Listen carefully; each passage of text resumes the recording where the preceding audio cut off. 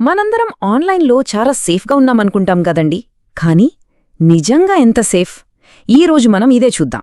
మన నమ్మకానికి సైబర్ ప్రపంచంలోని నిజాలకి మధ్య ఎంత తేడా ఉందో ఆ గ్యాప్ని ఇప్పుడు చూసేద్దాం. అసలు ఈ ప్రశ్న వినగానే కొంచెం షాకింగ్గా ఉంది కదా. మన ఓటీపీ ఎవ్వరికీ చెప్పకుండానే మన బ్యాంక్ అకౌంట్ ఎలా ఖాళీ అవుతోంది అంటే ఇది మన సేఫ్టీ మీద మనకున్న నమ్మకాన్ని ఒక్కసారిగా ప్రశ్నిస్తుంది. నిజంగా మనం ఎంతవరకు సురక్షితం అని ఆలోచించక తప్పదు. సరే, ఈరోజు మనం డిస్కస్ చేయబోయే 5 ముఖ్యమైన విషయాలు ఇవే. మొదట, డిజిటల్ భద్రత అనే భ్రమతో స్టార్ట్ చేసి హ్యాకర్లు మనల్ని ఎలా టార్గెట్ చేస్తారో చూద్దాం. ఆ తర్వాత మనకు తెలియకుండానే మనం ఎంత డేటా ఇచ్చేస్తున్నామో, ప్రపంచవ్యాప్తంగా సైబర్ వార్ ఎలా నడుస్తోందో, చివరగా మనల్ని మనం ఎలా కాపాడుకోవాలో వివరంగా మాట్లాడుకుందాం. సో, మన ఫస్ట్ సెక్షన్లోకి వచ్చేద్దాం.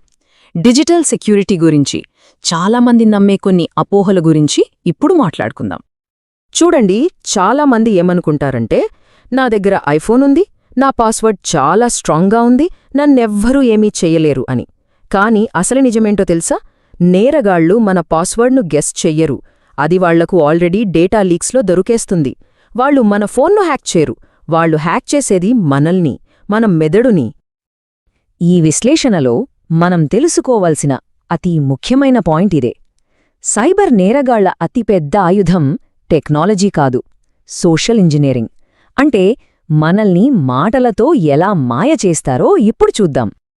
సరే, ఈ కాల్ మర్జింగ్ స్కామ్ ఎంత తెలివిగా ఉంటుందో ఒక్కసారి చూడండి. ఫస్ట్ స్టెప్, మీకు ఒక కాల్ వస్తుంది. ఆ కాల్ చేసిన వ్యక్తి మీకు బాగా తెలిసిన వాళ్ల పేరు చెప్పి నమ్మకం కుదిరేలా మాట్లాడతాడు. నెక్స్ట్, రే అర్జెంట్, అతను ఇంకో లైన్లో ఉన్నాడు, కాల్స్ మర్జ్ చెయ్యి అని ఒక ఫేక్ ఎమర్జెన్సీ క్రియేట్ చేస్తాడు. ఇక్కడే ఉంది అసలు మ్యాజిక్. ఆ రెండో కాల్ ఉంది చూసారా, అది నిజానికి ఆ నేరగాడు ట్రిగ్గర్ చేసిన ఆటోమేటెడ్ ఓటీపీ కాల్.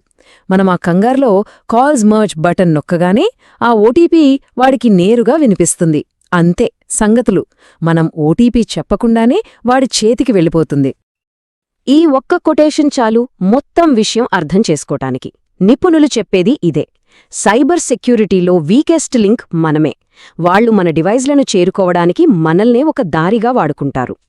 ఇది మాత్రమే కాదు, కాల్ ఫార్వర్డింగ్, ఈసిమ్ స్వాపింగ్, ఈ మధ్య బాగా ఎక్కువైన డీప్ ఫేక్ బ్లాక్మెయిల్, ఇలా చాలా రకాల స్కామ్స్ ఉన్నాయి. వీటన్నిటిలో కామన్ పాయింట్ ఏంటంటే అవి డివైజ్ని బ్రేక్ చేయడం కంటే మనల్ని మ్యానిపులేట్ చేయడంపైనే ఎక్కువ ఆధారపడతాయి.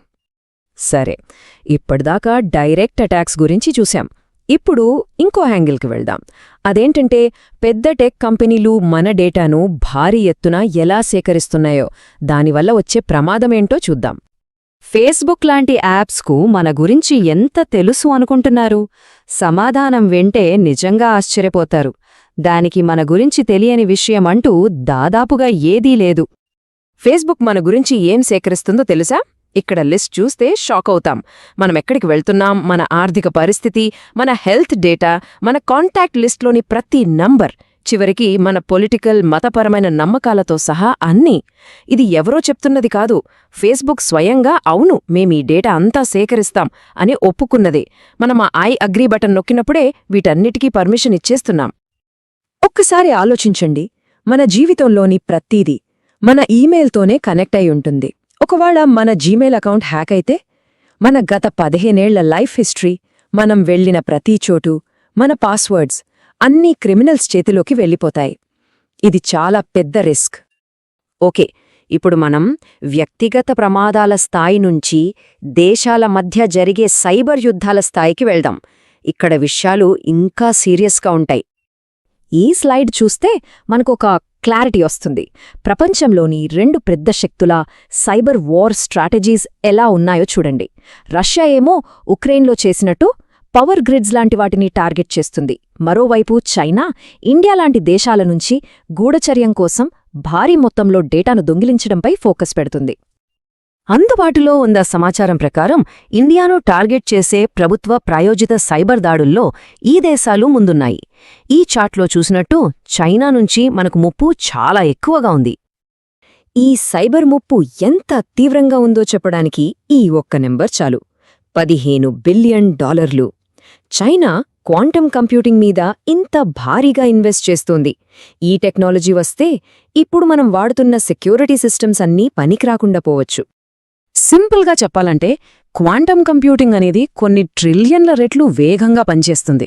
అంత స్పీడ్ వల్ల ఇప్పుడు మన బ్యాంకింగ్ సిస్టమ్స్, పాస్వర్డ్స్ అన్నిటినీ కాపాడుతున్న ఎన్క్రిప్షన్ని కూడా ఇది చాలా ఈజీగా బ్రేక్ చేయగలదు. ఇది ఒక రకంగా నెక్స్ట్ లెవెల్ సైబర్ వార్ఫేర్ అన్నమాట. సరే, ఇన్ని పెద్ద పెద్ద విషయాలు చూశాక మళ్ళీ మన వ్యక్తిగత భద్రత దగ్గరికి వద్దాం. చివరికి మనల్ని మనం ఎలా కాపాడుకోవాలో కొన్ని ప్రాక్టికల్ టిప్స్ ఇప్పుడు చూద్దాం. ఇక్కడ మనం అర్థం చేసుకోవాల్సిన పాయింట్ ఏంటంటే, మనల్ని కాపాడేది ఏదో ఖరీదైన సాఫ్ట్వేర్ కాదు, మన మైండ్ సెట్ మారాలి.